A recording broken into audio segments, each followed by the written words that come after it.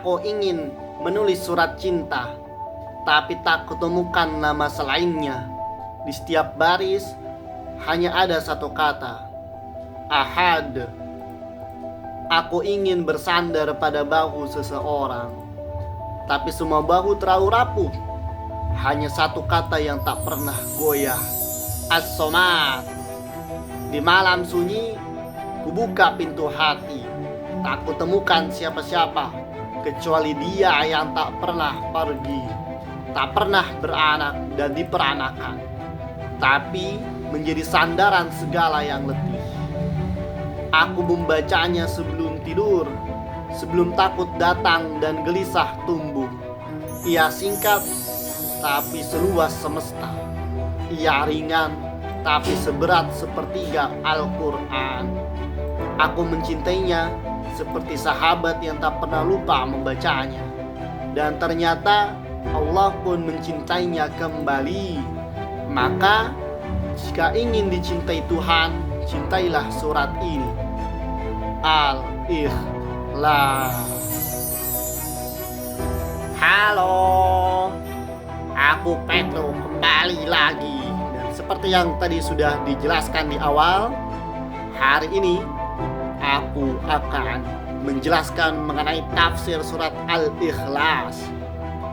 Surat yang luar biasa, sebanding dengan sepertiga Al-Quran, memiliki keutamaan yang besar dan sering diamalkan oleh Rasulullah SAW serta para sahabat-sahabatnya.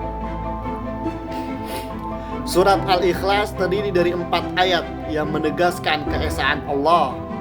Katakanlah, dialah Allah yang Maha Esa. Qul huwallahu ahad, Allahus somad. Dan Allah adalah tempat bergantung segala sesuatu.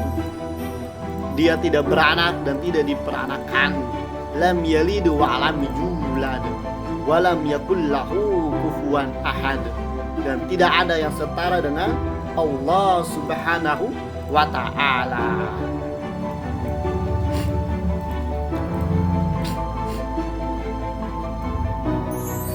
Tafsir jalan lain menjelaskan bahwa ayat ini membantah keyakinan kaum musyrik yang menganggap bahwa Allah punya anak atau sekutu.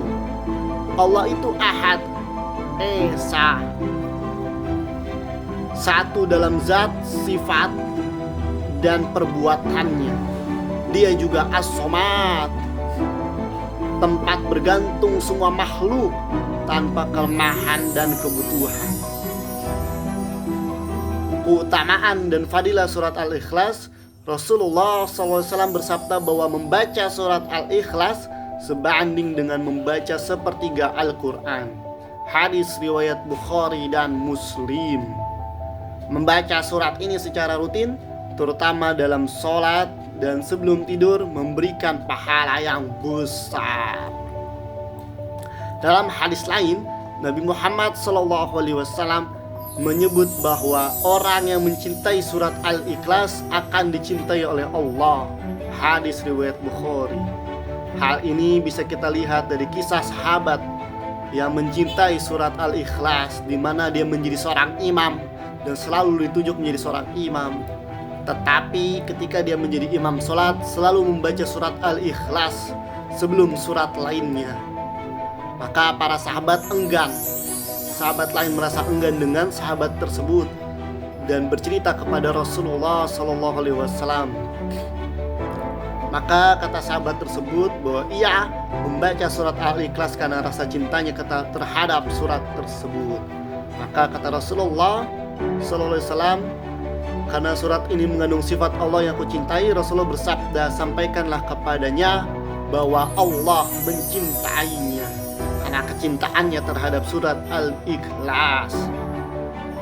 Di era sekarang, kita sering mencari sesuatu yang sederhana tapi bernilai besar. Misalnya banyak orang yang ingin hidup sehat tanpa ribet. Bayangkan ada obat yang cukup 1 kapsul sehari, tetapi manfaatnya setara dengan makan makanan bergizi lengkap. Begitulah surat Al-Ikhlas, pendek tapi bernilai luar biasa. Jadi jangan diremehkan. Atau lihatlah di media sosial, banyak orang yang mencari motivasi dan inspirasi hidup. Padahal dengan membaca dan memahami surat Al-Ikhlas, kita sudah memiliki pegangan hidup yang terbaik. Keyakinan total kepada Allah, satu-satunya tempat untuk bergantung. Amalkanlah surat Al-Ikhlas di waktu-waktu yang mustajabah. Saat pagi dan petang, dibaca 3 kali dalam zikir pagi dan petang. Sebelum tidur, bahwa Rasulullah SAW membacanya bersama dengan surat Al-Falaq dan An-Nas, lalu meniupkan ke tangan dan mengusapnya ke tubuh. Dalam sholat sunnah dan fardu, seperti sholat witir dan sholat-sholat lainnya. Maka sekali lagi, jadikanlah surat Al-Ikhlas bagian dari hidup kita. Bukan hanya untuk dibaca, tetapi juga dipahami dan diamalkan. Jika kita mencintai surat ini seperti sahabat yang diceritakan dalam hadis riwayat Bukhari, insya Allah Allah pun akan mencintai kita.